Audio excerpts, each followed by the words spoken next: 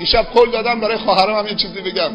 پیامبر صلی الله علیه و سلم میگه بهترین نعمت دنیا نعمت و متاعه، و بهترین نعمت دنیا بعد از ایمان المرأة الصالحه، همسر صالحه.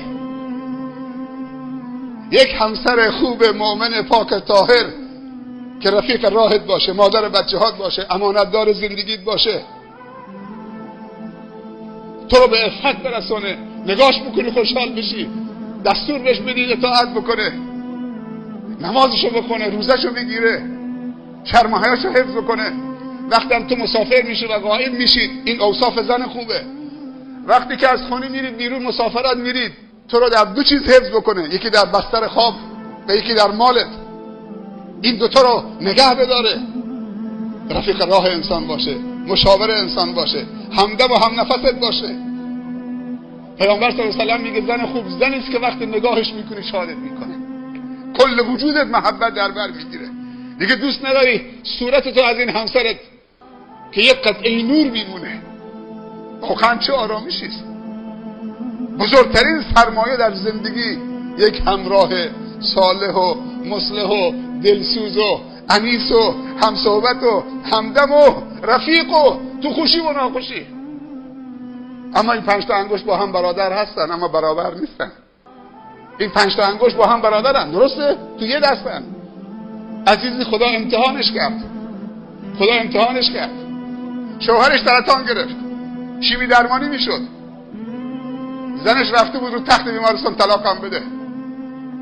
زن شوهرش مرد مؤمن و کارمندی بود، روزی حلال میخورد، خدوم بود.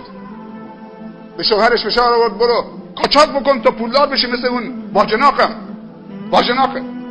مثل همریشه، برو قاچاق کن پولدار بشید. زن از خدا بترس، قانع بشو، برو قاچاق کن، پول میخوایم. مرد به این خوبی، به این مؤمنی، رفیق راهته، چرا وادارش میکنی قاچاق بکنه؟ مال حرام بیاره تو خونه. هی ناشکری کرد، برو مثل فلانی پولدار بشو. همریشه چه ماشین سواره، باجناقت چه خونه‌ای داره. ناشکری به نعمت خدا. بعد از مدتی یه غده سرطانی تو سر مرده پیدا شد. رفت دکتر گفت این غده سرطانیه. در آورد کل ریشه دوانده بود. بعد از مدتی خداوند اون مرد صالح ازش گرفت، گفت بیا پیش من که جات پیش این زن نیست، حالا برو تنها بشی. ناشکری به نعمتهای خدا نکنید. پیامبر درباره مادر میگه الجنة تحت اقدام الامهات، مادر بهشت زیر پای مادرانه. اگر مادر صالح شد، مادر کارخانه آدم سازی است، انسان سازی است. الام مدرسه اذا اعددتها اعددت نسلا طیب الاعراق.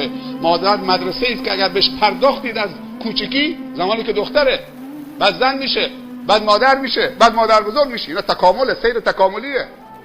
میگه مادر مدرسه است که اگر بهش پرداختید تو نسل ریشه داری خواهید داشت. زنهای ما باید اصلاح بشن.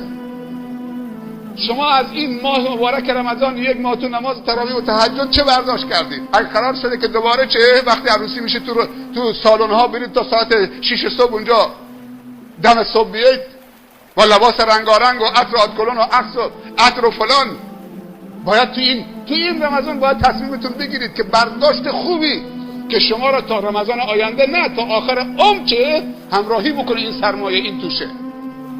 پیامبر صلی الله علیه و سلم میفرمایند چند گروه از امتم من ندیدمشون در زمان من نیست. یک گروه زنها هستن. میگه زنهای از امت من هستن که در آخر الزمان پیدا میشن.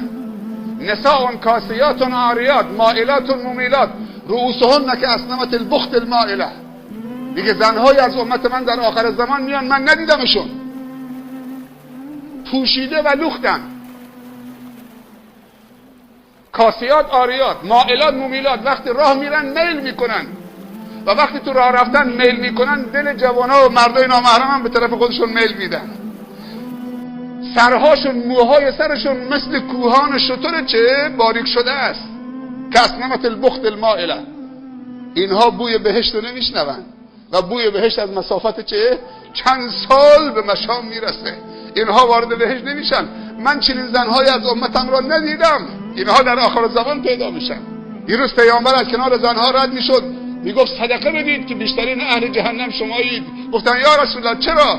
گفت که زیاد نفرین میکنید و کفران نعمت میکنید.